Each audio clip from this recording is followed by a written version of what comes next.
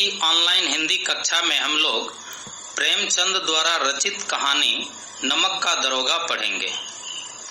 नमक का दरोगा प्रेमचंद की बहुचर्चित कहानी है, जिसे आदर्शों उन्मुख यथार्थवाद के एक मुकम्मल उदाहरण के रूप में देखा जा सकता है।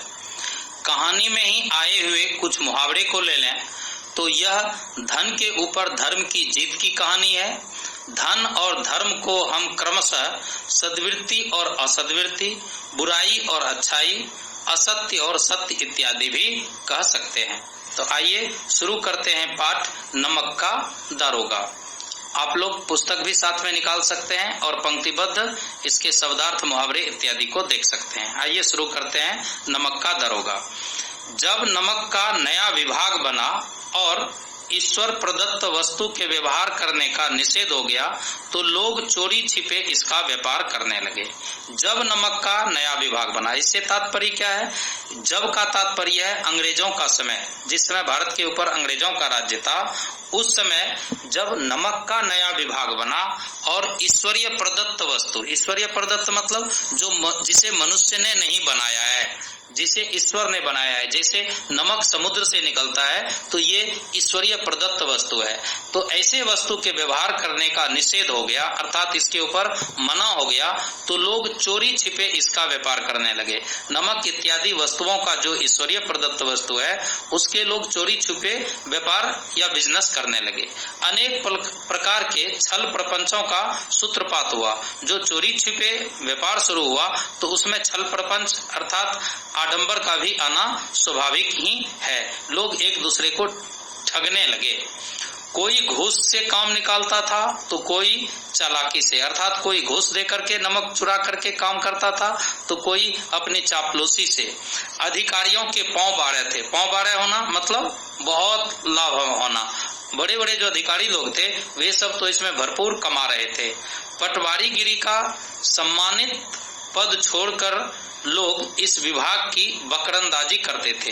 पटवारीगिरी अर्थात बड़े बड़े जो ऊंचे पद होते हैं, उस सम्मानित पद को छोड़ करके लोग इस विभाग अर्थात नमक विभाग की बकरंदाजी, बकरंदाजी का अर्थ होता है चौकीदारी करते थे। इसके दरोगा पद के लिए तो वकीलों का भी जी ललचाता था। यह वह समय था जब अंग्रेजी शिक्षा और ईसाई मत को लोग एक ही वस्तु समझते थे। फारसी का प्राबल्य था, अर्थात फारसी भाषा का बोलबाला था, क्योंकि उस समय पढ़ाई लिखाई की माध्यम ही फारसी थी। प्रेम की कथाएं और श्रृंगार रस के काव्य पढ़कर फारसीदा लोग सर्वोच्च पदों पर नियुक्त हो जाया करते थे। अर्थात उस समय जो थे लोग प्रेम की कथा ज्यादा सुनते थे और पढ़ते थे। साथ ही श्रृंगार रस के काव्य अर्थात रोमांटिक जो काव्य थे, ऐसे काव्य को पढ़कर फारसीदा अर्थात फारसी के विद्वान लोग उच्च पद पर चले जाते थे। मुंशी बंशीधर भी जुलेखा की विरह कथा समाप्त करके मजनू और फरहाद के प्रेम वृतांत को नल और नील की लड़ाई और अमेरिका के आविष्कार से अधिक महत्व की बातें समझते हुए रोजगार की खोज में निकले। अब हम जिस नमक का दरोगा कहानी की जिक्र कर रहे हैं, तो नमक का दरोगा वही मुंशी बंशीधर है। तो बंशीधर भी उस समय फारसी पढ़ा लिखा एक नवयुवक था, जो जुलेखा की विरह कथा का मतलब होता है वियोग की कहानी, उसको समाप्त कर लिया था। मजनू और फरहाद के प्रेम वृतांत माने होता है प्रेम की कहानी को नल और नील की लड़ाई और अमेरिका के आविष्कार से अधिक महत्व की बातें समझते हुए रोजगार में निकले। अर्थात अपनी फारसी की पढ़ाई लिखाई समाप्त करके, वो स्वाभाविक है जब पढ़ाई लिखाई समाप्त हो गई तो रोजगार में निकलेंगे ही, तो वो भी नौकरी खोजने के लिए निकले। उनके पिता एक अनुभवी पुरुष थे। समझाने लगे, बेटा घर की दुर्दशा देख रहे हो, ऋण के बोझ से दबे हैं। ऋण मतलब कर्ज। करें बेटा कि तुम देख रहे हो, तुम नौकरी के लिए तो जा रहे हो, देखो हमारे घर की क्या दुर्दशा है और हम लोग कर्ज के नीचे दबे हुए हैं। लड़कियां हैं वह घास फूस की तरह बढ़ती जा रही हैं। घर में जो लड़कियां हैं उसे घास फूस इसलिए कहा गया है क्योंकि लड़कियों का शारीरिक विकास अधिक होता है और जल्द ही माता पिता चाहते हैं कि उसकी शादी कर दें, इसलिए उसकी ओर इशारा करते हुए वंशीधर के पिता बूढ़े मुंशी बोलते हैं कि बेटा लड़की जो है घर में एक है और वो भी घास फूस की तरह बढ़ती जा रही है और उसकी शादी भी करनी है। और मेरे बारे में क्या कहा जाए, मैं कगारे का वृक्ष हो रहा हूँ। मैं अर्थात बूढ़ा मुंशी, बंशीधर के पिता बोलते हैं खुद को कि मैं कगारे का वृक्ष हूँ, अर्थात मैं तो बूढ़ा हो चुका हूँ, है ना। कगारे का वृक्ष अर्थात नदी के किनारे पर जो पेड़ होता है वो कब गिर जाएगा इसका कोई ठिकाना नहीं होता है। उसी की तुलना इस बूढ़े मुंशी ने अपने से की है कि मैं भी कगारे के, नदी के किनारे के पेड़ के समान बूढ़ा हो चुका हूँ, न मालूम कब गिर पड़ूं, अर्थात मेरी मृत्यु कब हो जाए। अब तुम ही घर के मालिक मुख्तार हो। मुख्तार का अर्थ होता है कलेक्ट्रेट में वकील से कम दर्जा का वकील, उसी को मुख्तार बोलते हैं। तो कह रहा है अब इस घर के मालिक भी तुम हो, अर्थात कलेक्टर भी तुम ही हो, वकील भी तुम ही हो और वकील का चपरासी भी तुम ही हो। नौकरी में ओहदे की ओर ध्यान मत देना, अर्थात नौकरी में ऊंची पदवी की ओर ध्यान मत देना कि ऊंची पदवी में सम्मान ज्यादा होता है तो हम वही नौकरी करें, ऐसे इसके ऊपर ध्यान मत देना। यह तो पीर का मजार है। नौकरी जो है वो पीर का मजार। पीर का मजार का तात्पर्य क्या होता है, मजार पर चढ़ावा और चादर चढ़ता है। तो करें कि ये जो नौकरी होती है ये पीर के मजार के समान, अर्थात यहाँ तो आमदनी ही आमदनी है, निगाह चढ़ावे और चादर पर होनी चाहिए। जिस प्रकार के पीर के मजार में जो मौलवी होते हैं वे चढ़ावे पर ज्यादा ध्यान और चादर की कीमत पर ज्यादा ध्यान रखते हैं। तो कह रहा है हमारी नौकरी भी उसी मजार के समान है, वहाँ हमेशा आमदनी ही होती है। ऐसा काम ढूंढना जहाँ कुछ ऊपरी आय हो, अर्थात ऐसी नौकरी खोजना जिसमें ऊपरी आमदनी हो। केवल ऊंचे पद से कुछ नहीं होता, जिस नौकरी में ऊपरी आमदनी हो वही नौकरी अच्छी होती है। ये वृद्ध मुंशी अपने बेटे बंशीधर को समझा रहे हैं। और आगे कहते हैं मासिक वेतन तो पूर्णमासी का चांद है जो एक दिन दिखाई देता है और घटते घटते लुप्त हो जाता है। मासिक वेतन को पूर्णमासी का चांद, पूर्णमासी का चांद का तात्पर्य होता है पूर्णिमा, हिंदी महीने का अंतिम दिन होता है पूर्णिमा की तिथि, उस दिन चांद बिल्कुल पूर्ण आकार में गोलाकार रूप में दिखाई देता है। उसके बाद उसके दूसरे दिन से वो धीरे धीरे घटते घटते महीने के अंत तक बिल्कुल समाप्त हो जाता है। करें मासिक वेतन भी पूर्णिमा के चांद के ही समान है। महीने के शुरुआत में तो पूरा वेतन मिलता है और फिर वो धीरे धीरे घटते महीने के अंत तक बिल्कुल समाप्त हो जाता है। ऊपरी आय बहता हुआ स्रोत है, स्रोत मतलब धारा। कह रहा है जो ऊपरी इनकम है वो नदी के बहते हुए धारा के समान है जिससे सदैव प्यास बुझती है, अर्थात घर परिवार चलता है। वेतन मनुष्य देता है इसलिए इसमें वृद्धि नहीं होती, इसलिए हमें हमेशा ऊपरी आमदनी के ऊपर ध्यान देना चाहिए। ऊपरी आमदनी भगवान देते हैं वृद्ध मुंशी के अनुसार, और जो मासिक वेतन होता है वो मनुष्य देता है और मासिक वेतन से किसी की वृद्धि नहीं होती है। अब देखें पेज नंबर 7। ऊपरी आमदनी ईश्वर देता है, इसी से उसकी बरकत होती है। तुम स्वयं विद्वान हो, तुम्हें क्या समझाऊं। अब वृद्ध मुंशी अपने बेटे बंशीधर को समझा रहे हैं कि ऊपरी आमदनी जो है वो ईश्वर देता है और मासिक वेतन भगवान। तो ऊपरी आमदनी ईश्वर देता है, मासिक वेतन मनुष्य। तो मनुष्य का दिया हुआ मासिक वेतन से वृद्धि नहीं होती। ऊपरी आमदनी ईश्वर देता है इसलिए उसमें वृद्धि होती है, इसी से उसकी बरकत, बरकत माने वृद्धि। तुम स्वयं विद्वान हो, तुम्हें क्या समझाऊं। कह रहे तुम तो पढ़े लिखे हो, मैं तो तुम्हारे इतना पढ़ा लिखा भी नहीं हूं, तुम्हें समझाने की मुझे जरूरत नहीं है। इस विषय में विवेक की बड़ी आवश्यकता है। कह रहा यहाँ पर तुम विवेक से काम लेना। नौकरी में विवेक का मतलब क्या होता है, विवेक जो है वो बुद्धि से ऊपर होता है। बुद्धि से मनुष्य काम करता है और विवेक से हम कौन सा अच्छा काम करें, कौन सा बुरा काम करें, या कौन काम अच्छा है, कौन काम बुरा है, ये हमें विवेक बताता है। किसमें लाभ होगा, किसमें हानि होगी, ये हमें विवेक बताता है। तो कह रहा है यहाँ पर विवेक से काम लेना और जिसमें अधिक लाभ हो वही नौकरी देखना। मनुष्य को देखो, उसकी आवश्यकता को देखो और अवसर को देखो। इंपॉर्टेंट पंक्ति है ये। कह रहे मनुष्य को देखो, किसी भी नौकरी में जो मनुष्य तुम्हारे पास आता है उस आदमी को देखो, उसकी आवश्यकता को देखो और अवसर को देखो। उसके उपरांत जो उचित समझो करो। अर्थात मनुष्य यदि मजबूर है तो उससे तुम ज्यादा फायदा उठा सकते हो। तुम्हारी ज्यादा जरूरत किसी मनुष्य को है तो उससे भी तुम ज्यादा फायदा उठा सकते हो। गरज वाले आदमी के साथ कठोरता करने से लाभ ही लाभ है। करे जो गरज वाले आदमी हैं, जो जरूरी वाले आदमी हैं, जिनको तुम्हारी सबसे ज्यादा जरूरी है, उसके साथ जितनी कठोरता करोगे उतनी ही आमदनी होगी। लेकिन बेगरज को दाव पर पाना जरा कठिन है। कह रहा है जिसको तुम्हारी जरूरत ही नहीं है उसको लाभ के लिए दांव पर लगाना ये बड़ी मुश्किल बात है। इन बातों को निगाह में बांध लो, यह मेरी जन्म भर की कमाई है। कह रहा है मेरी इस बात को तुम हमेशा अपनी निगाह मतलब नजर, अपनी नजर में रखो। ये मेरा अपना जिंदगी भर का अनुभव है, मेरी जिंदगी भर की कमाई है। नौकरी में इस बात को जरूर ध्यान देना। अब आगे देखिए, इस उपदेश के बाद पिताजी ने आशीर्वाद दिया। बंशीधर आज्ञाकारी पुत्र थे, ये बातें ध्यान से सुनी और तब घर से चल खड़े हुए। अब बंशीधर जो है वो अपने पिता की इस बात के ऊपर बड़े ही ध्यान देकर के सुना और पिताजी को प्रणाम किया, आशीर्वाद लेकर वहां से नौकरी के लिए बाहर निकल गए। इस विस्तृत संसार में उनके लिए धैर्य अपना मित्र, बुद्धि अपनी पथ प्रदर्शक। अब इस बड़े संसार में धैर्य ही उसका मित्र था और अपनी बुद्धि ही उसका पथ प्रदर्शक मतलब मार्गदर्शक, और आत्मावलंबन ही अपना सहायक था। अर्थात स्वावलंबन ही उनका सहायक था। लेकिन अच्छे शकुन से चले थे, शकुन मतलब मुहूर्त, अच्छे मुहूर्त से वो चले थे। जाते ही जाते नमक विभाग के दारोगा पद पर प्रतिष्ठित हो गए। अब जैसे ही वो नौकरी की खोज में निकले कि कुछ ही दिन में उन्हें दरोगा की नौकरी मिल गई, वो भी नमक विभाग में, जिसके लिए लोग तरसते हैं। वेतन अच्छा और ऊपरी आय का तो ठिकाना ही न था। अर्थात इस नमक विभाग में दरोगा के पद पर बहुत अच्छा वेतन मिलता था और ऊपरी आय की तो कोई ठिकाना नहीं था, कितना होगा। वृद्ध मुंशी जी को सुख संवाद मिला, अर्थात बंशीधर के पिता को, वृद्ध मुंशी को ये सुख संवाद अर्थात सुख देने वाली संवाद कि उसका बेटा नमक विभाग में दरोगा बन गया है। तो वे फूले न समाये, मुहावरा है फूले न समाना, बहुत प्रसन्न हुए। महाजन कुछ नरम पड़े, महाजन मतलब जो कर्ज देते थे अब वो ज्यादा तगादा नहीं करते थे, वे थोड़े नरम पड़ गए कि इनका बेटा तो अब दरोगा बन गया है, अब तो आज न कल पैसा मिलेगा ही। कलवार की असालता लहलाई, अर्थात जो राशन दुकान इत्यादि वाले थे वे लोग भी खुश होने लगे कि अब इससे हमें अधिक कमाई होगी।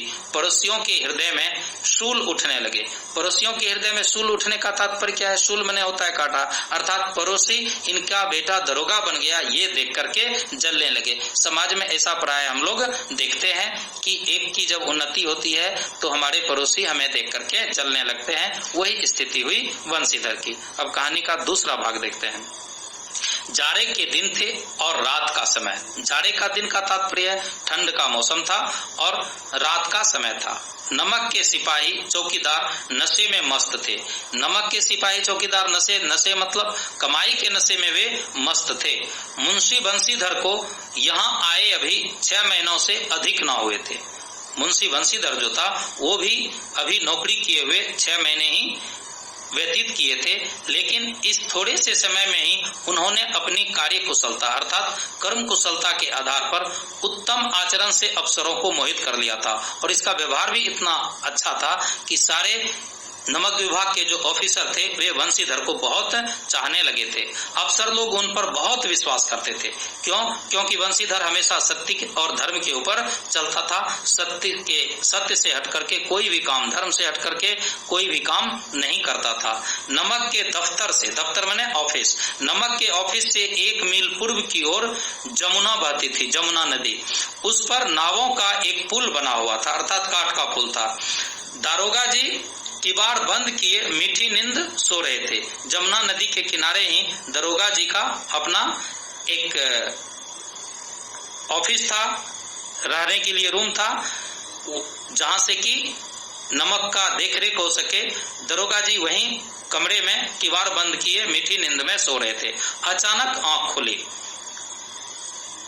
तो नदी के प्रवाह की जगह गाड़ियों की गड़गड़ाहट तथा मल्लाहों का कोलाहल सुनाई दिया। अब एकाएक कुछ आवाज आई जिससे दरोगा जी की आंखें खुल गई और वो देखते हैं कि नदी के प्रवाह की जगह अर्थात नदी के बहने की धारा की जो कलकल आवाज होती है उसकी जगह गाड़ियों की गड़गड़ाहट अर्थात बैलगाड़ी जब चलती है तो उसके चक्के से, उसके पहिए से कड़कड़ करकर की आवाज। तो वो देख रहे हैं कि बैलगाड़ी के गड़गड़ाहट की आवाज एक आधी रात में क्यों आ रही है। और मल्लाहों का कोलाहल, कोलाहल मतलब होता है आपस में बातचीत करने की आवाज। और कुछ जो गाड़ीवान थे, मल्लाह थे, वे लोग आपस में बातचीत कर रहे थे। ये सुनते ही उठ बैठे। इतनी रात गए गाड़ियां क्यों नदी के पार जाती हैं? अवश्य कुछ न कुछ गोलमाल है, अर्थात अवश्य न कुछ गड़बड़ी है। तर्क ने भ्रम को, जब उसके पास गए तो इनके मन में जो ये तर्क चल रहा था वो भ्रम अब पुष्ट हो गया। इन्होंने वर्दी पहनी, तमंचा जेब में ली और बात की बात में घोड़ा बढ़ाए हुए पुल पर आ पहुंचे, अर्थात जहां नाव का पुल बना हुआ था जमुना नदी पर, वो अपने घोड़े पर सवार होकर के वहां पहुंचे। गाड़ियों की एक लंबी कतार पुल पर जाती दिखी। अब वो देख रहे हैं कि गाड़ियों की एक लंबी, कई गाड़ियां, लगभग 20-25 गाड़ियां एक कतार में जा रही हैं। तो ये उन गाड़ी वालों को डांट कर पूछा, किसकी गाड़ियां हैं? तो गाड़ीवान इनके तरफ देखने लगे और बोले, परंतु थोड़ी देर तक सन्नाटा रहा। जब बंशीधर पूछा कि किसकी गाड़ी है तो थोड़ी देर तक सन्नाटा मतलब शांत वातावरण, कोई किसी से बात नहीं कर रहा था। आदमियों में कुछ कानाफूसी हुई, तब आगे वाले ने कहा, पंडित आलोपीदीन के आदमियों में, अर्थात वो जो गाड़ीवान थे, गाड़ीवान आपस में कुछ कानाफूसी, अर्थात कानों ही कानों में धीरे धीरे बातचीत किए। तब आगे वाला जो गाड़ीवान था उसने कहा, ये पंडित आलोपीदीन की गाड़ी है। तो दरोगा साहब बोलते हैं, कौन पंडित आलोपीदीन? तो एक गाड़ीवान बोलता है, दातागंज के, अर्थात पंडित आलोपीदीन दातागंज गांव के रहने वाले थे, मुंशी बंशीधर चौके। पंडित आलोपीदीन इस इलाके के सबसे प्रतिष्ठित जमींदार, करा वो पंडित आलोपीदीन जो इस इलाके के सबसे प्रतिष्ठित जमींदार हैं और वो इतने गलत काम कर सकते हैं। लाखों रुपया का लेन देन करते थे। इधर छोटे से बड़े कौन ऐसे थे जो उनके ऋणी न हो, अर्थात पंडित आलोपीदीन के छोटे बड़े सभी लोग उस इलाके के कर्जदार थे। व्यापार भी बड़ा लंबा चौड़ा था, बड़े चलते पुर्जे आदमी थे। पंडित आलोपीदीन का बहुत बड़ा व्यापार था, वे जमींदार थे, बहुत चलते पुर्जे, अर्थात सभी लोगों से उनका लेना देना रहता था। अंग्रेज अफसर उनके इलाके में शिकार खेलने आते और उनके मेहमान होते। यदि कोई अंग्रेज अफसर पंडित आलोपीदीन के इलाके में शिकार खेलने के लिए आ जाते तो पंडित आलोपीदीन उनकी मेहमानबाजी करते थे। 12 मास सदा व्रत चलता था। सदा व्रत का तात्पर्य होता है हमेशा अन्न बांटने वाला व्रत, अर्थात पंडित आलोपीदीन केवल व्यापार ही नहीं करते थे बल्कि वो हमेशा गरीबों में 12 मास का मतलब 12 महीने वो अनाज बांटते थे। बंशीधर ने पूछा, गाड़ियां कहाँ जाएंगे? उत्तर मिला, कानपुर। लेकिन इस प्रश्न पर कि इसमें क्या है, सन्नाटा छा गया। जब पूछा कि गाड़ियां कहाँ जाएगी तो गाड़ीवान ने तो बोल दिया कानपुर जाएगी गाड़ी, लेकिन पूछा कि इस गाड़ी में जो बोरियां लदी हुई हैं इसमें क्या है, तो सन्नाटा, कोई कुछ जवाब नहीं मिला। दरोगा साहब का संदेह और भी बढ़ गया कि जरूर कोई इसमें गलत चीज है। कुछ देर तक उत्तर की बाट देखकर वह जोर जोर से बोले। उत्तर की बाट देखकर, बाट देखना मतलब इंतजार करना, मुहावरा है बाट देखना। उत्तर की बाट देखकर अर्थात गाड़ीवानों से उत्तर का इंतजार करते हुए वो जोर से बोले। अब जोर से क्या बोले ये हम आगे भाग में देखते हैं।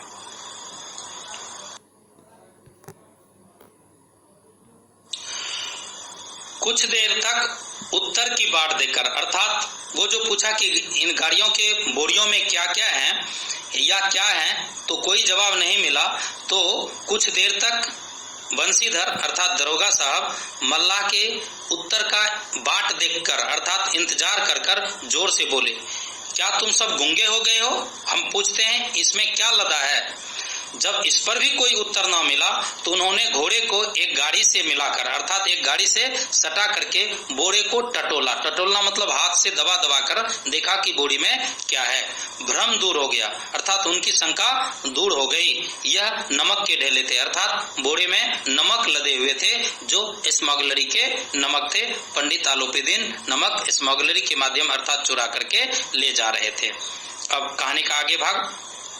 पंडित आलोपीदीन अपने सजीले रथ पर सवार कुछ सोते कुछ जागते चले आते थे। आधी रात का समय था। पंडित आलोपीदीन सभी गाड़ियों के पीछे में अपने रथ चलाए हुए जा रहे थे जिसमें वो कुछ आधा सो रहे थे आधा जग रहे थे। अचानक कई गाड़ीवानों ने घबराए हुए आकर जगाया और बोले, महाराज दरोगा ने गाड़ियां रोक दी हैं और घाट पर खड़े आपको बुलाते हैं। अब कई गाड़ीवान आए, सबसे पीछे जो रथ के पास जिसमें सवार थे पंडित आलोपीदीन और बोले, महाराज दरोगा ने गाड़ियां रोक दी हैं और घाट पर खड़े आपको बुला रहे हैं। पंडित आलोपीदीन का लक्ष्मी पर अखंड विश्वास था, अर्थात धन के ऊपर, लक्ष्मी जी पर अखंड विश्वास का तात्पर्य होता है धन के ऊपर उनको अखंड विश्वास था कि धन से कुछ भी किया जा सकता है, किसी को भी खरीदा जा सकता है।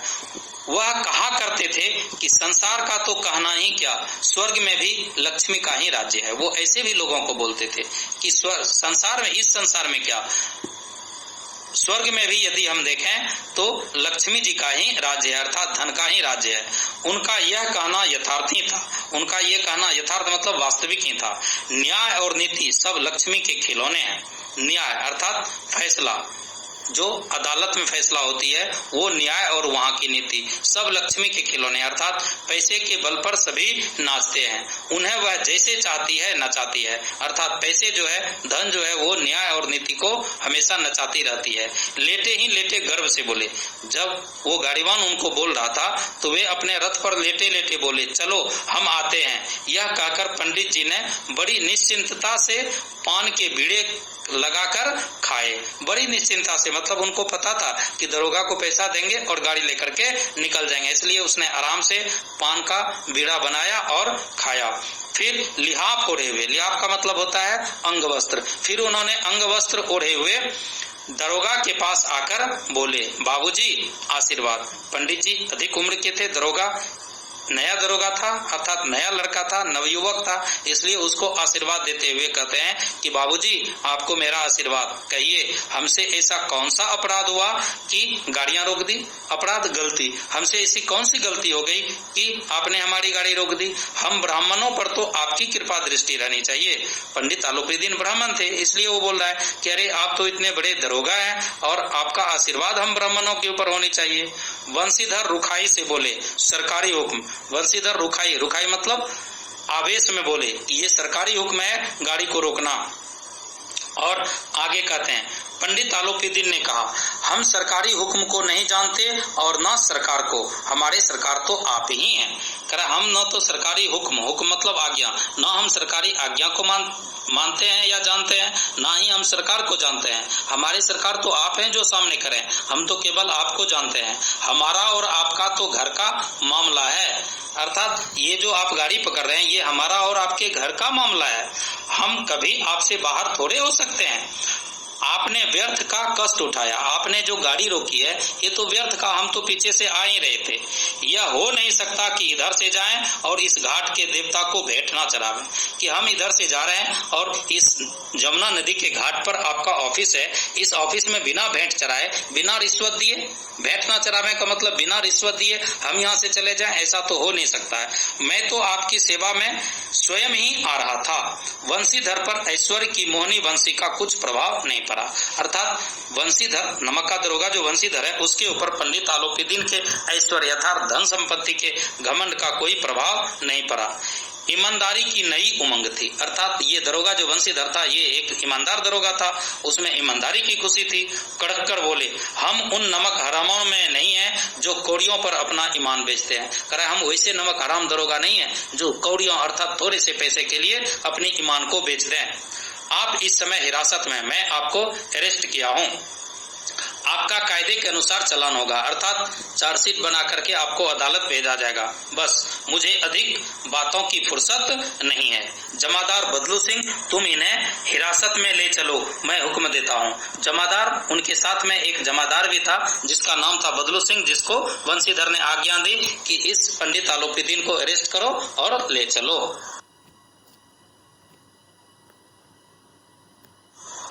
अब देखिए पेज नंबर 10। पंडित आलोपीदीन स्तंभित हो गए, स्तंभित मतलब आश्चर्यचकित हो गए।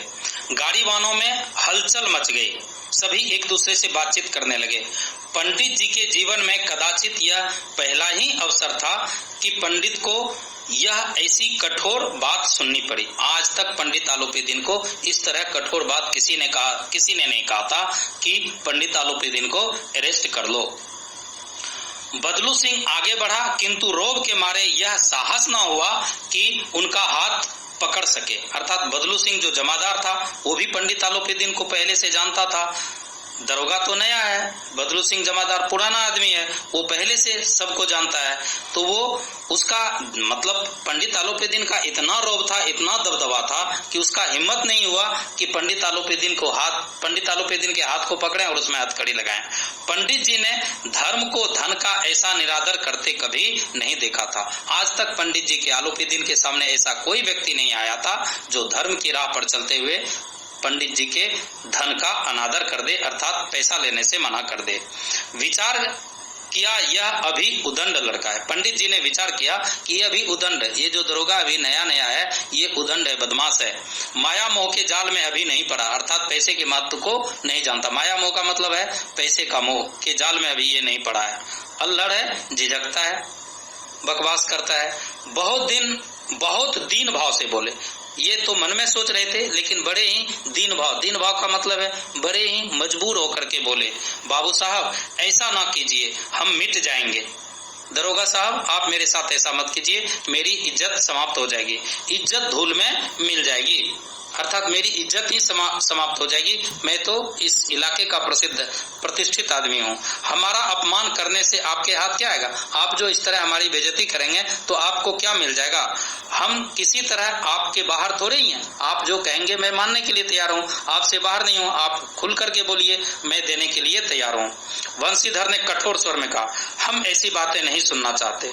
आलोपीदीन ने जिस सहारे को चट्टान समझ रखा था, जिस सहारे का तात्पर्य जिस धन की ताकत को वो चट्टान पहाड़ के समान समझ रखा था, वे पैरों के नीचे से खिसकता हुआ मालूम पड़ा, अर्थात अब उसके धन का कोई महत्व नहीं हो रहा था। स्वाभिमान और धन ऐश्वर्य को कड़ी चोट लगी, अर्थात वो पंडित आलोपीदीन स्वाभिमानी था और धन ऐश्वर्य तो उसके पास था ही, इन दोनों को कड़ी चोट लगी। किंतु अभी तक धन की सांख्यिक शक्ति का पूरा भरोसा था। धन की सांख्यिक मतलब पंडित आलोपीदीन के पास जो सांख्यिक शक्ति का तात्पर्य है अपार धन का होना, पंडित आलोपीदीन के पास जो अपार धन था उसके ऊपर उसके अभी भी पूरा भरोसा था, धन की शक्ति के ऊपर। अपने मुख्तार से बोले, मुख्तार मतलब होता है मुंशी, उसे बोले लाला जी, अर्थात मुंशी जी को ही लाला जी बोलते हैं, बोले लाला जी 1000 के नोट बाबू साहब को भेंट करो, आप इस समय भूखे सिंह हो रहे हैं। कह रहे हैं कि 1000 का नोट दरोगा साहब को दे दो, इस समय तो ये भूखे शेर जैसे लग रहे हैं, ऐसा लग रहा है कि मैं इनको कुछ दूंगा ही नहीं। वंशीधर ने गर्म होकर कहा, वंशीधर गर्म होना मतलब बहुत गुस्से में आ गया और बोला, 1000 नहीं 1 लाख भी मुझे सच्चे मार्ग से नहीं हटा सकते, मैं सत्य का मार्ग पर चलने वाला हूँ, मैं सत्य के रास्ते पर चलता हूँ, 1 लाख भी देंगे तो भी मैं आपके इस माया मोह में नहीं पड़ सकता। धर्म की इस बुद्धिहीन दृढ़ता और देव दुर्लभ त्याग पर मन बहुत झुंझलाया, अर्थात पंडित आलोपीदीन देखता है कि ये बुद्धिहीन आदमी है, अपने हट पर ये देव दुर्लभ त्याग, अर्थात इतना रुपया तो कोई इसको देता भी नहीं, जो दे रहा हूँ उसकी इस मूर्खता, अर्थात वंशीधर की इस मूर्खता के ऊपर पंडित आलोपीदीन बहुत झुंझलाया। अब दोनों शक्तियों में संग्राम होने लगा। दोनों शक्ति मतलब धन की शक्ति और धर्म की शक्ति, धन और धर्म की शक्ति में संग्राम, लड़ाई होने लगी। धन ने उछल कर आक्रमण करने शुरू कर दिए, धन ने उछल कर धर्म के ऊपर आक्रमण, अर्थात पंडित आलोपीदीन ने दरोगा वंशीधर को तरह तरह से रुपयों का लोभ देना शुरू किया। 1000 से 5000, 5000 से 10,000, 10,000 से 15,000 और 15,000 से 20,000 तक नौबत पहुंची, अर्थात आलोपीदीन 20,000 तक रुपया देने के लिए तैयार हुआ। किंतु धर्म अलौकिक वीरता के साथ, अलौकिक वीरता का तात्पर्य है वैसी वीरता जो दिखाई ना दे, इसे अलौकिक बोलते हैं। किंतु धर्म अलौकिक वीरता के साथ इस बहुसंख्यक सेना के सम्मुख अकेला पर्वत की भांति अटल अविचलित खड़ा था। तात्पर्य है कि कितना भी रुपया का लोभ दिखाया, लेकिन इस बड़े रकम के सामने भी, रुपये के बड़े रकम के सामने भी जो धर्म था वो अटल अविचलित खड़ा था, अर्थात अपने धर्म से मुंशी बंशीधर हिल नहीं रहा था। पंडित आलोपीदीन निराश होकर बोले, अब इससे अधिक मेरा साहस नहीं। कह रहे मैं 20,000 तक दे रहा हूँ, अब इससे अधिक मेरा साहस नहीं है, आगे आपको अधिकार है, आप जो करेंगे वही होगा। वंशीधर ने अपने जमादार को ललकारा, जमादार बदलू सिंह है उसको ललकारा, बदलू सिंह मन में दरोगा जी को गालियां देता हुआ पंडित आलोपीदीन को। अब बदलू सिंह जो है, बदलू सिंह तो पंडित आलोपीदीन से कई बार रुपया ले चुका होगा, वो वहां का पुराना आदमी है, दरोगा नया है, तो वो दरोगा को मन ही मन गाली दे रहा है और पंडित आलोपीदीन को अरेस्ट करने के लिए उसके तरफ बढ़ा। पंडित घबराकर 2-3 कदम पीछे हट गए। अब यहाँ देखिए पेज नंबर 11। अत्यंत दीनता से बोले। पंडित आलोपीदीन जो बदलू सिंह से पीछे हटे और बड़े ही मजबूर होकर के बोले, बाबू साहब, ईश्वर के लिए मुझ पर दया कीजिए, मैं 25,000 पर निपटारा करने को तैयार हूँ। अब 20,000 से पंडित आलोपीदीन दरोगा को 25,000 देने के लिए तैयार हुआ। दरोगा बोलता है असंभव बात है। फिर पंडित आलोपीदीन बोलता है 30,000 पर। दरोगा बोलता है किसी भी तरह संभव नहीं। तो पंडित आलोपीदीन बोलता है क्या 40,000 पर भी नहीं? कह रहा है 40,000 नहीं। दरोगा बोलता है 40,000 नहीं, 40 लाख पर भी असंभव है, अर्थात तुम 40 लाख भी दोगे तो मैं तुम्हें छोड़ने वाला नहीं हूँ, मैं लोभ में फंसने वाला नहीं हूँ। बदलू सिंह, इस आदमी को अभी हिरासत में ले लो, मैं एक शब्द भी सुनना नहीं चाहता। इस प्रकार दरोगा आग बबूला हो रहा था। धर्म ने धन को पैरों तले कुचल दिया, अर्थात किसी भी रूप में दरोगा बंशीधर झुका नहीं और उसने धन को अपने पैरों तले कुचल दिया। आलोपीदीन ने एक हृष्ट पुष्ट मनुष्य को हथकड़ियां लिए हुए अपनी तरफ आते देखा, अर्थात जो जमादार था बदलू सिंह, वो हृष्ट पुष्ट था, वो हथकड़ी लेकर के जब पंडित आलोपीदीन की तरफ बढ़ा तो उसने उसको देखा और उसे देखते ही चारों ओर निराश और कातर दृष्टि से, कातर दृष्टि का मतलब होता है परेशान या दुखी नजर से देखने लगे कि अब यहाँ पंडित आलोपीदीन का ना कोई सहायक है, ना कोई सहारा देने वाला है, वो बिल्कुल बेचारा और बेसहारा हो गया था। इसके बाद जब वो बेसहारा हो गया तो इसके बाद एकाएक मूर्छित होकर गिर पड़े। मूर्छित होकर गिरना मतलब वो एकाएक खड़े खड़े बेहोश होकर के वहां गिर पड़े। अब आगे कहानी का तीसरा भाग है। दुनिया सोती थी पर दुनिया की जीभ जागती थी। दुनिया सोती थी अर्थात दुनिया के लोग रात होने पर सो जाते थे, पर रात में भी वे लोग आपस में बातचीत करते थे। सवेरे देखिए तो बालक वृद्ध सबके मुंह से यही बात सुनाई देती थी, अर्थात जैसे सवेरे होता था तो बच्चे हो या बूढ़े हो सबके मुंह से पंडित आलोपीदीन के पकड़े जाने की ही बात सुनाई देती थी। जिसे देखिए वही पंडित जी के इस व्यवहार पर टीका टिप्पणी कर रहा था, अर्थात पंडित जी जो नमक का स्मगलरी में पकड़ा गया है, ये इसके ऊपर सभी टीका टिप्पणी कर रहे थे कि इतना प्रतिष्ठित आदमी, इज्जतदार आदमी और इस तरह से चोरी का काम करता है। निंदा की बौछारें हो रही थी, अर्थात सभी लोग पंडित आलोपीदीन की निंदा कर रहे थे। मानो संसार से अब पापी का पाप कट गया, अर्थात ऐसा मालूम पड़ रहा था कि संसार में केवल यही पंडित आलोपीदीन ही पापी है और इसके पकड़े जाने से पाप कट गया संसार का। पानी को दूध के नाम से बेचने वाला ग्वाला, अब कौन कौन लोग निंदा कर रहे थे तो सुनिए।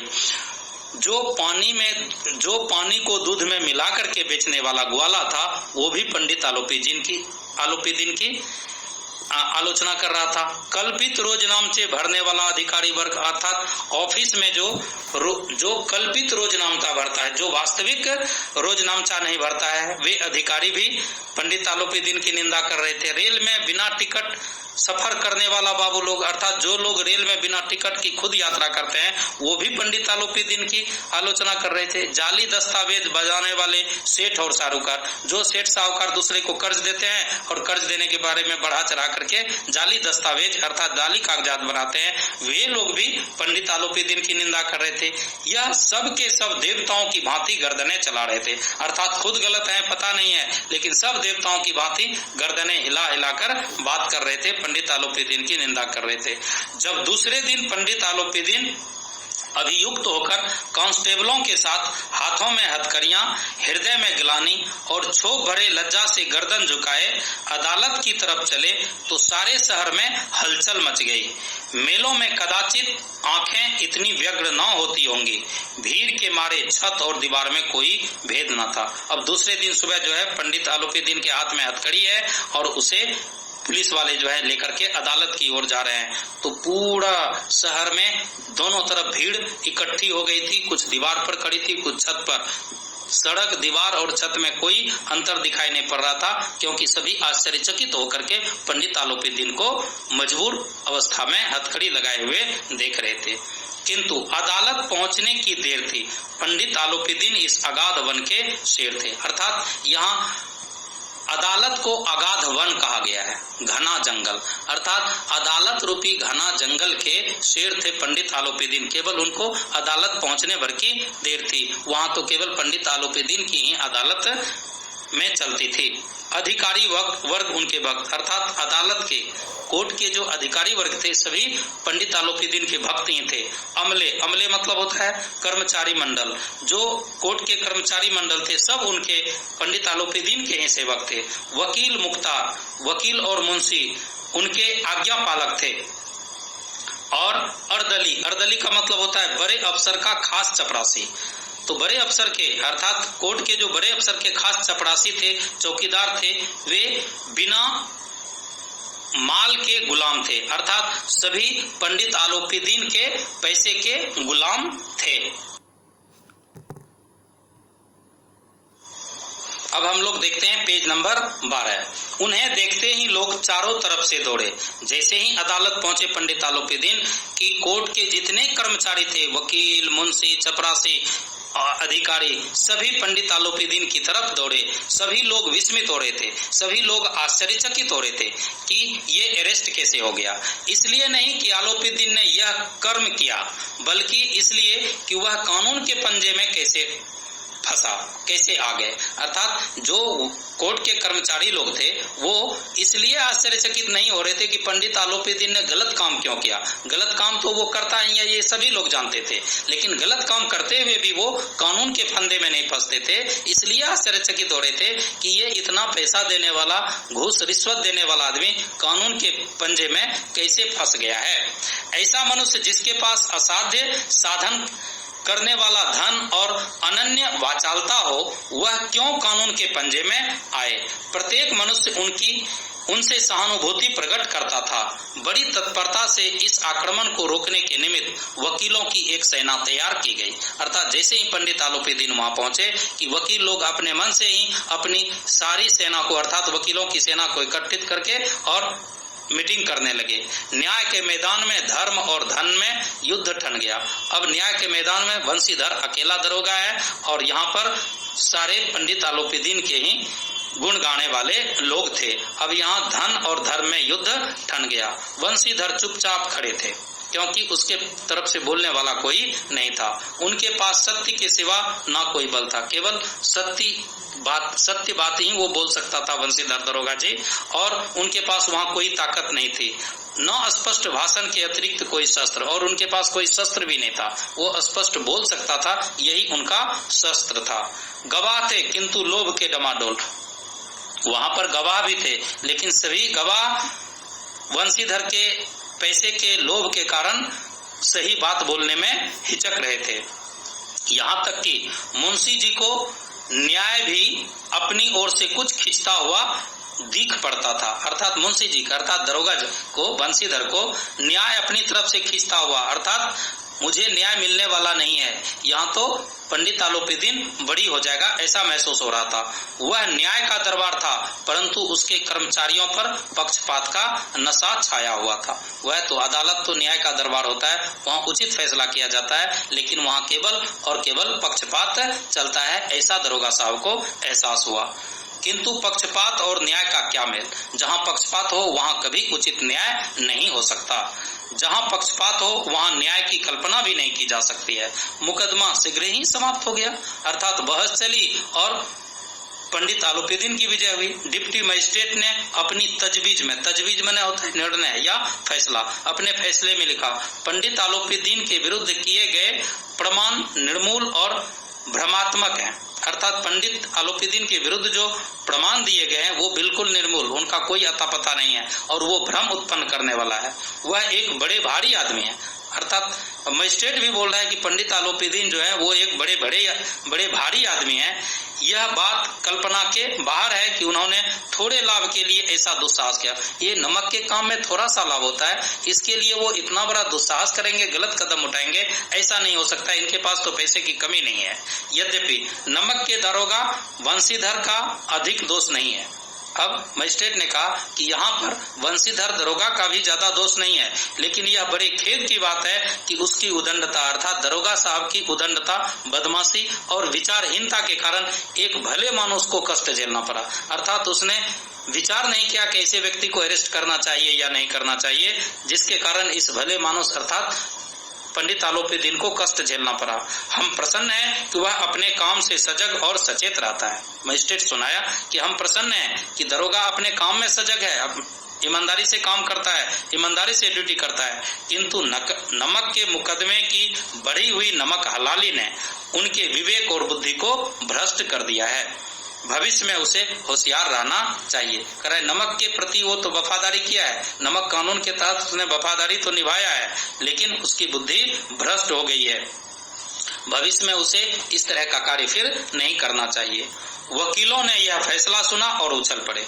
अब सारे के सारे वकील इस फैसला को जब सुने तो वे उछल पड़े, क्योंकि उन्हीं के पक्ष में वे लोग पक्षपात कर रहे थे और उनकी जीत हुई। पंडित आलोपीदीन मुस्कुराते हुए बाहर निकले। अब पंडित आलोपीदीन जो है उस अगाध वन के तो वो शेर पहले ही थे, तो वो वहां से खुशी खुशी बाहर निकले।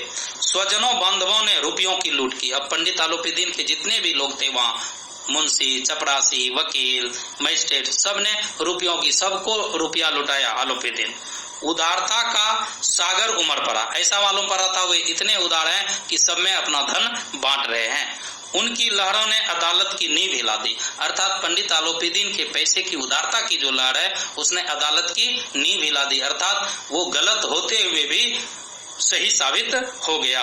जब बंशीधर बाहर निकले तो चारों ओर से उनके ऊपर व्यंग्य बाणों की वर्षा होने लगे, और जब वही अदालत से बाहर दरोगा बंशीधर निकलता है तो सभी लोग उसका मजाक कर रहे थे, उसके ऊपर व्यंग्य कर रहे थे कि पता चल गया इतने बड़े आदमी को अरेस्ट करने का क्या मजा होता है। चपरासियों ने झुक झुक कर सलाम किए, किंतु इस समय एक एक कटुवाक्य, एक एक संकेत उनकी गर्वाग्नि को प्रज्वलित कर रहा था। अर्थात वहां के जो चपरासी वगैरह थे अदालत के, वे सब बंशीधर को सलाम तो किए, किंतु एक एक कटुवाक्य अर्थात व्यंग भरी बात जो थी उसका एक एक संकेत उनके गर्वाग्नि को प्रज्वलित कर रहा था कि ये लोग कुछ भी मुझे कहे, लेकिन मैं सत्य से पीछे नहीं आता और मैं सत्य से पीछे कभी नहीं हटूंगा। देखिए पेज नंबर 13। कदाचित इस मुकदमे में असफल होकर वह इस तरह अकड़ते हुए न चलते। दरोगा बंशीधर सोच रहा है कि इस मुकदमे में सफल होकर ये आलोपीदीन इस तरह अकड़ते हुए नहीं चलते यदि सही फैसला सुनाया जाता। आज उन्हें संसार का एक खेदजनक विचित्र अनुभव हुआ। आज बंशीधर को इस संसार का एक खेदजनक अर्थात दुखदायी विचित्र अनुभव हुआ। न्याय और विद्वत्ता, लंबी चौड़ी उपाधियां, बड़ी बड़ी दाढ़ियां और ढीले चोंगे एक भी सच्चे आदर के पात्र नहीं है। अर्थात इस न्याय के दरबार में जो विद्वान हैं, लंबी चौड़ी उपाधियां लिए हुए हैं, चाहे वो मजिस्ट्रेट हो या वकील हो, सबकी बड़ी बड़ी उपाधि पदवी होती है। बड़ी बड़ी दाढ़ियां और चोंगे, ढीले चोंगे पहने हुए, बड़ी बड़ी ये दाढ़ियां बनाए और जो वकील का चोंगा पहना हुआ है, एक भी सच्चे और आदर के पात्र इस अदालत में नहीं है। बंशीधर ने धन से बैर मोल ले लिया था, उनका मूल्य चुकाना अनिवार्य था। अर्थात बंशीधर ने धन से अर्थात पंडित आलोपीदीन एक जमींदार से झगड़ा मोल ले लिया था, तो उसका मूल्य तो उसे चुकाना ही था। कठिनता से एक सप्ताह बीता होगा, बड़ी ही कठिनाई से मुंशी बंशीधर का एक सप्ताह का समय बीता होगा कि मुअत्तली का परवाना आ पहुंचा। मुअत्तली मतलब बर्खास्तगी, अर्थात नौकरी की बर्खास्तगी का दस्तावेज उनके पास आ गया। अर्थात पंडित आलोपीदीन ने कोशिश पैरवी करके उसको नौकरी से ही हटवा दिया। कार्यपरायणता का दंड मिला। अर्थात कार्यपरायणता का मतलब है सत्य के रास्ते पर चलते हुए उसने कार्य किया, उसका उसे दंड मिला। बेचारे भग्न हृदय, शोक और खेद से व्यथित भग्न हृदय मतलब टूटे हुए हृदय से, शोक और खेद दुख से व्यथित होकर के वे घर की ओर चले। बूढ़े मुंशी जी तो पहले से ही कुड़बुड़ा रहे थे, बूढ़े मुंशी जी तो पहले से ही गुस्सा कर रहे थे कि ये ऊपरी आमदनी को छोड़ क्यों रहा है। चलते चलते इस लड़के को समझाया था, लेकिन इसने एक ना सुनी। अर्थात बंशीधर के जो पिता है बूढ़े मुंशी, वे भीतर ही भीतर गुस्सा कर रहे थे कि चलते समय मैंने इसको इतना समझाया था कि ऊपरी आमदनी के ऊपर ध्यान देना, लेकिन इसने मेरी एक भी नहीं सुनी, सब मनमानी करता है। हम तो कलवार और कसाई की तगादे से हैं। तगादे मतलब जो कर्जदार पैसा मांगने के लिए जिसके यहाँ आता है उसी को तगादा बोलते हैं। करा हम तो कलवार और कसाई, अर्थात हम तो उधार देने वाले कलवार के और दुकानदार की तगादा सहते हैं। सब मुझसे रोज पैसे मांगते हैं। बुढ़ापे में भगत बनकर चुपचाप बैठे हैं। भगत बनकर बैठना मतलब बिना काम के चुपचाप बैठना, और वहां बस वही सूखी तनख्वाह। हमने भी नौकरी की है और कोई ओहदेदार नहीं थे, लेकिन काम किया, दिल खोल कर किया, और आप ईमानदार बनने चले हैं। कर हमने भी नौकरी की, दिल खोल करके काम किया और पैसा भी कमाया, और ये मेरा बेटा ये चला था ईमानदारी दिखाने के लिए। चली गई नौकरी। घर में चाहे अंधेरा हो, मस्जिद में अवश्य दिया जलाएंगे। अर्थात घर में भले ही अंधेरा हो, लेकिन ये बाहर जाकर के सत्य और धर्म दिखाएंगे। खेद ऐसी समझ पर, कर ऐसे बेटे के खेद समझदारी के ऊपर में मुझे दुख है। पढ़ना लिखना सब अकारथ गया। अकारथ मतलब व्यर्थ, बेकार। करा इसका जो पढ़ना लिखना है सब बेकार चला गया। इतनी ऊंची डिग्री लेना सब बेकार चला गया। इसके थोड़े ही दिनों बाद जब मुंशी बंशीधर इस दुरावस्था में घर पहुंचे, दुरावस्था मतलब बुरा अवस्था में घर पहुंचे, और बूढ़े पिता ने समाचार सुना तो सिर पीट लिया। बोले, जी चाहता है कि तुम्हारा भी सिर फोड़ दूं और मैं अपना भी सिर फोड़ लूं। बहुत देर तक पछता कर हाथ मलते रहे। हाथ मलना मतलब पछतावा करना। क्रोध में कुछ कठोर बातें भी कही, और यदि बंशीधर वहां से टल ना जाता, मतलब गुस्से में उसे बहुत डांट रहे थे बूढ़े मुंशी बंशीधर को, और बंशीधर यदि वहां से टल ना जाता मतलब हट नहीं जाता, तो अवश्य ही क्रोध विकराल रूप धारण कर लेता। अर्थात बूढ़े मुंशी जो है वो बंशीधर को पिटाई भी शुरू कर देते। वृद्ध माता को भी दुख हुआ, उसकी माँ बूढ़ी थी, उसे भी बहुत दुख हुआ कि बेटे की नौकरी चली गई। जगन्नाथ और रामेश्वर यात्रा की कामनाएं मिट्टी में मिल गई। वो सोची थी कि बेटा को दरोगा बन गया है, बेटा को बड़ी नौकरी मिली है, और अब मैं रामेश्वर और ये जगन्नाथ की यात्रा करूंगी, जगन्नाथ धाम जाऊंगी। वो भी उसकी कल्पना मिट्टी में मिल गई, धरी की धरी रह गई। पत्नी ने तो कई दिनों तक सीधे मुंह से बात भी नहीं की। अर्थात बंशीधर की पत्नी तो कभी कई दिनों तक, अर्थात कई सप्ताह तक उससे ठीक से बात नहीं की। इसी प्रकार एक सप्ताह बीत गया। संध्या का समय था। बूढ़े मुंशी जी बैठे राम नाम की माला जप रहे थे। शाम का समय था। बूढ़े मुंशी जी अपने दरवाजे पर बैठ करके राम राम की माला जप रहे थे, और बंशीधर भी वहीं बैठा था। इसी समय उनके द्वार पर सजा हुआ रथ आकर रुका। वो देखते हैं कि बूढ़े बंशीधर के दरवाजे पर एक सजा हुआ रथ अचानक आकर के रुका।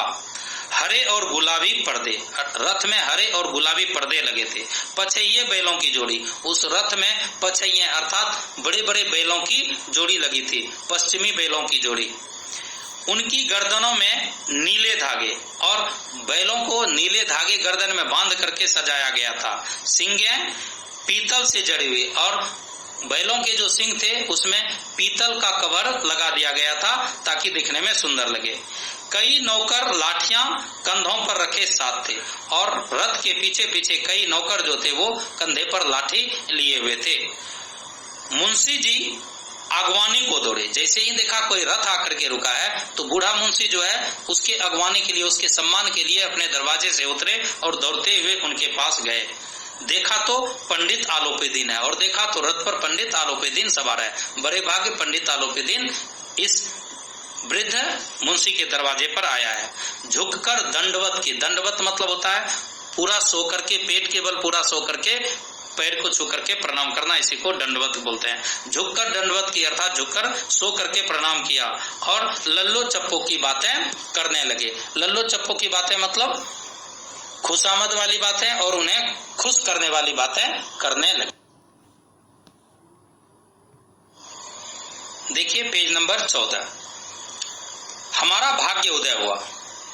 जैसे ही वो आलोपीदीन के पास बूढ़े मुंशी गए तो वो उनको खुश करने के लिए बोलते हैं, हमारा तो भाग्य उदय हुआ जो आपके चरण इस द्वार पर पड़े, आपके पैर हमारे दरवाजे पर पड़े।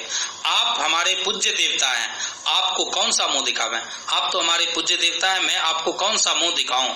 यह मुंह दिखाने का तात्पर्य है कि मुंह में तो कालिख लगी हुई है, अर्थात उनके बेटे ने तो उनकी बेइज्जती की है, तो अब किस रूप से उनसे बातचीत करें? किंतु क्या करें, लड़का अभागा कपूत है। वो पश्चाताप कर रहा है बूढ़ा मुंशी आलोपीदीन के सामने कि मैं क्या करूं, मेरा जो बेटा है वो कपूत पैदा लिया है, नहीं तो आपसे क्यों मुंह छिपाना पड़ता, मैं आपके सामने क्यों झुकता।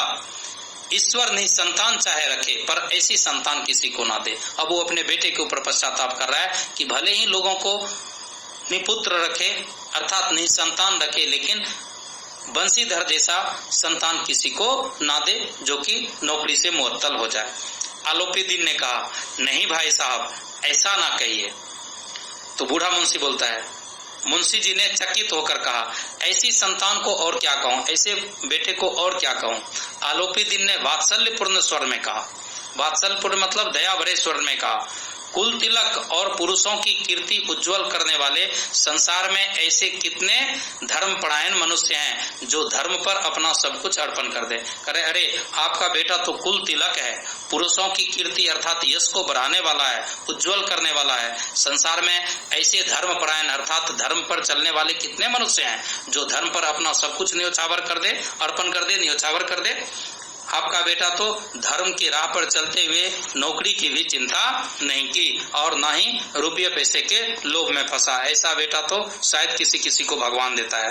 पंडित आलोपीदीन ने बंशीधर से कहा, दरोगा जी इसे खुशामद ना समझिए, खुशामद करने के लिए मुझे इतना कष्ट उठाने की जरूरत ना थी। अब पंडित आलोपीदीन बंशीधर दरोगा से बोलते हैं कि क्योंकि वो वहीं पर दरवाजे पर बैठा था, वो भी उतर कर कराया कि दरोगा जी इसे खुशामद ना समझिए, खुशामद करने के लिए मुझे इतना कष्ट उठाने की जरूरत नहीं पड़ती, मैं आपको अपने दरवाजे पर बुला सकता था। उस रात को आपने अपने अधिकार बल से मुझे अपनी हिरासत में लिया था, किंतु आज मैं स्वेच्छा से आपकी हिरासत में कराया। उस रात में अर्थात नदी किनारे आपने जो रात में मुझे अरेस्ट किया था, अपने हिरासत में लिया था, आज मैं खुद ही आपके हिरासत में हूँ, आप जो चाहे करें। मैंने दर्जनों रईस और अमीर देखे, हजारों उच्च पदाधिकारियों से काम पड़ा। करे मैंने हजारों रईस अर्थात इज्जतदार आदमी को देखा और पैसे वाले धनी आदमी को देखा, हजारों उच्च बड़े बड़े अधिकारियों को देखा, किंतु मुझे परास्त किया तो आपने, किंतु किसी ने आज तक मुझे हराया नहीं। परास्त करना मतलब हराना, आपने मुझे हराया। मैंने सबको अपना और धन का गुलाम बनाकर छोड़ दिया। करा आज तक मैंने सबको अपने धन से गुलाम बना करके छोड़ा, चाहे अधिकारी हो चाहे कोई बड़ा आदमी हो। मुझे आज्ञा दीजिए कि आपसे कुछ विनय करूं, लेकिन आज मैं आपके सामने मजबूर हूं। आप मुझे आज्ञा दीजिए कि मैं आपसे कुछ विनय, कुछ निवेदन करने आया हूं। वंशीधर ने आलोपीदीन को आते देखा तो उठकर सत्कार किया, किंतु स्वाभिमान सहित। वंशीधर ने जब आलोपीदीन को देखा तो उठ करके खड़ा होकर के आलोपीदीन को प्रणाम जरूर किया, लेकिन वो स्वाभिमान पूर्वक आलोपीदीन के सामने अभी भी झुका नहीं। समझ गए कि यह महाशय मुझे लज्जित करने और लजाने आए हैं, और वो भीतर भीतर जान रहा है कि ये मेरे दरवाजे पर आकर मुझे बेइज्जती करने के लिए आया है और मुझे जलाने के लिए आया है। क्षमा प्रार्थना कर चेष्टा नहीं की, अर्थात उसे माफी भी नहीं मांगा कि आलोपीदीन के साथ मैंने गलत हरकत किया है तो उससे मैं क्षमा मांगू, ऐसी भी उसने हरकत नहीं की, चेष्टा नहीं की। वरन उन्हें अपने पिता की यह ठकुर सुहाती की बात असह्य प्रतीत हुई। ठकुर सुहाती का तात्पर्य होता है कि खुश करने के लिए आदमी से आग्रह निवेदन वाली बातें करना। तो वो जो आग्रह पूर्वक निवेदन कर रहा है बूढ़ा मुंशी, ये भी बात बंशीधर को अच्छी नहीं लगी, अर्थात अपने पिता का आलोपीदीन के सामने गिरगिराना बंशीधर को बिल्कुल अच्छा नहीं लगा। पर पंडित जी की बातें सुनी तो मन की मैल मिट गई, अर्थात जब पंडित जी ने सारी बातें सुनाई बंशीधर को तो बंशीधर के अंदर जो मैल था, जो उल्टा सोच रहा था बंशीधर के ऊपर इस समय, आलोपीदीन के ऊपर बंशीधर इस समय वो उनके मन से वहम जो था वो जाता रहा। पंडित जी की ओर उड़ती हुई दृष्टि से देखा, सद्भाव झलक रहा था। गर्भ ने अब लज्जा के सामने सिर झुका दिया। अब जो गर्व था और ये जो गलत सोच रहा था आलोपीदीन के प्रति, क्योंकि यहाँ आलोपीदीन अपने बुराई के मार्ग को छोड़कर सही मार्ग पर आ गया था और बंशीधर के सामने नतमस्तक हो गया था। जब इसका एहसास बंशीधर को हुआ तो वे शर्माते हुए बोले, यह आपकी उदारता है जो आप मुझे ऐसा कहते हैं। मुझसे जो अभिनय हुई है उसे क्षमा कीजिए। अब आलोपीदीन को बोलता है कि देखिए, मैंने जो अभिनय अर्थात दुर्व्यवहार आपके साथ किया है उसके लिए मैं क्षमा मांगता हूँ। मैं धर्म की बेड़ी में जकड़ा हुआ था। अरे मैं तो सत्य के मार्ग पर चल रहा था, धर्म के मार्ग पर चल रहा था, जिसके कारण आपको हिरासत में लिया था। नहीं तो वैसे मैं आपका दास हूँ, आपका नौकर हूँ। जो आज्ञा होगी वह मेरे सिर माथे होगा। अर्थात आप जो भी आज्ञा देंगे मैं हमेशा मानने के लिए तैयार हूँ। आलोपीदीन ने विनीत भाव से कहा कि नदी तट पर आपने मेरी प्रार्थना नहीं स्वीकार की थी, किंतु आज आपको मेरी प्रार्थना स्वीकार करनी पड़ेगी। बंशीधर बोले, मैं किस योग्य हूँ? क्योंकि इससे पहले जो आलोपीदीन ने उसे कहा था कि आपने मेरी प्रार्थना नदी किनारे रात में ठुकरा दी थी, आज मेरी प्रार्थना आपको स्वीकार करनी पड़ेगी। तो बंशीधर बोले, मैं किस योग्य हूँ, किंतु जो कुछ हो सकेगा सेवा मुझसे हो सकती है, मैं करने के लिए तैयार हूँ, उसमें त्रुटि नहीं होगी। आलोपीदीन ने एक स्टाम्प लगा हुआ पत्र निकाला और उसे बंशीधर के सामने रखकर बोले, इस पद को स्वीकार कीजिए और अपने हस्ताक्षर कर दीजिए। मैं ब्राह्मण हूँ, जब तक यह सवाल पूरा न कीजिएगा द्वार से न जाऊंगा। तो आलोपीदीन ने एक स्टाम्प लगा हुआ पेपर निकाला और बोला, ये पद स्वीकार कीजिए और इस पर हस्ताक्षर अर्थात सिग्नेचर कीजिए, अपना दस्तखत कीजिए। और ऊपर से बोला कि मैं ब्राह्मण हूँ और ब्राह्मण जिसके दरवाजे पर जाता है बिना दक्षिणा लिए नहीं जाता है। तो आप दक्षिणा के रूप में जब तक मेरी इस बात को पूरा ना कीजिएगा मैं आपके द्वार से हटने वाला नहीं हूँ। मुंशी बंशीधर ने उस कागज को पढ़ा तो कृतज्ञता से आंखों में आंसू आ गए। पंडित आलोपीदीन ने उनको अपनी सारी जायदाद का अस्थाई मैनेजर नियत किया था, अर्थात अस्थाई मैनेजर बना दिया था। और उसको क्या दिया था, जिस उस स्टाम्प लगे हुए पेपर पर लिखा था 6000 वार्षिक वेतन के अतिरिक्त रोजाना खर्च अलग, अर्थात 6000 उस समय के हिसाब से, अंग्रेजों के जमाने में 6000 वेतन अपने आप में बहुत बड़ा मायने रखता था। तो 6000 वेतन के साथ साथ रोजाना जो खर्च है उसका वो अलग से, सवारी के लिए घोड़ा, रहने के लिए बंगला, नौकर चाकर सब मुफ्त में दिया गया था। कंपित स्वर से बोले बंशीधर, कंपित स्वर में अर्थात रोने जैसी आवाज में बोले, पंडित जी मुझ में इतनी सामर्थ्य नहीं है कि आपकी उदारता की प्रशंसा कर सकूं, किंतु मैं ऐसे पद के योग्य नहीं हूँ। कहा आप इतना बड़ा पद, अपने इतने बड़े आप आदमी हैं, आपकी इतनी जायदाद का मैं मैनेजर बनूं, मैं इसके योग्य नहीं हूँ। आलोपीदीन हंसकर बोले, मुझे इस समय अयोग्य मनुष्य की ही जरूरत है, अर्थात आप यदि अपने आप को अयोग्य समझते हैं तो मुझे आपके जैसे अयोग्य मनुष्य की ही जरूरत है, क्योंकि मेरी नजर में आपके जैसा धर्मनिष्ठ और सत्यवादी और मेरी जायदाद की रक्षा करने वाला कोई दूसरा मनुष्य हो ही नहीं सकता। इसलिए आप यदि अयोग्य अपने आप को समझते हैं तो मुझे आपकी ही जरूरत है। बंशीधर ने गंभीर भाव से कहा, यो मैं आपका दास हूँ, आप जैसे कीर्तिवान सज्जन पुरुष की सेवा करना मेरे लिए सौभाग्य की बात है, किंतु मुझ में न विद्या है, न बुद्धि, न वह स्वभाव जो इन त्रुटियों की पूर्ति कर देता। ऐसे महान कार्य के लिए एक बड़े मर्मज्ञ अनुभवी मनुष्य की जरूरत है। कहा देखिए आपका इतना बड़ा जायदाद आज तक तो मैंने देखा नहीं, तो आपकी जायदाद का देखरेख मैं कैसे कर पाऊंगा, और कहीं काम में मुझसे त्रुटि हो गई तो मैं इसका भरपाई कैसे कर पाऊंगा। इस मैनेजर पद के लिए तो एक महान मर्मज्ञ आदमी, अर्थात मर्म को जानने वाले अनुभवी आदमी, एक्सपीरियंस वाले आदमी की जरूरत है। आलोपीदीन ने कलमदान से कलम निकाली और उसे बंशीधर के हाथ में देकर बोले, न मुझे विद्वत्ता की चाह है, न मुझे अनुभव की। मतलब ना मुझे आपसे ज्यादा विद्वान आदमी की जरूरत है, ना आपसे ज्यादा अनुभव वाले लोगों की जरूरत है, न मर्मज्ञता की, न कार्य कुशलता की, न मर्मज्ञ, न तत्व को जानने वाले की, न ही कार्य कुशल आदमी की। इन गुणों के महत्व का परिचय खूब पा चुका हूँ। कर ऐसे ऐसे मैंने बहुत लोगों को देखा हूँ, लेकिन कोई सत्यवादी और धर्मपरायण आज तक मेरी नजर में नहीं निकला है। अब सौभाग्य और सुअवसर ने मुझे वह मोती दिया है। कह अब मेरा सौभाग्य है और मुझे सुअवसर मिला है कि मेरा सौभाग्य ने आपके जैसे एक सुंदर और बेशकीमती मोती दिया है, जिसके सामने योग्यता और विद्वत्ता की चमक फीकी पड़ जाती है। यह कलम लीजिए, अधिक सोच विचार न कीजिए, दस्तखत कर दीजिए।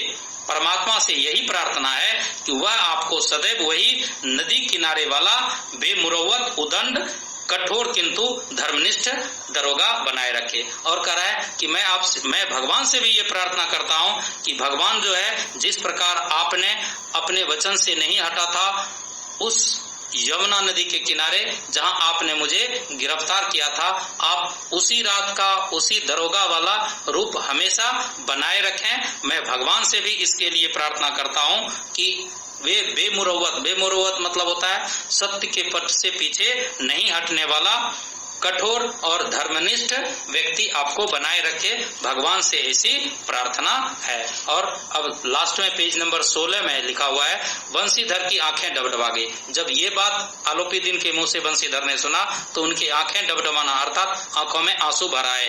हृदय से संकुचित पात्र में इतना एहसान न समा सका। वो हृदय से संकुचित व्यक्ति था बंशीधर, और उसके ऊपर इतना बड़ा आलोपीदीन का एहसान वो उसमें समा नहीं सका। एक बार फिर पंडित जी की ओर भक्ति और श्रद्धा की दृष्टि से देखा।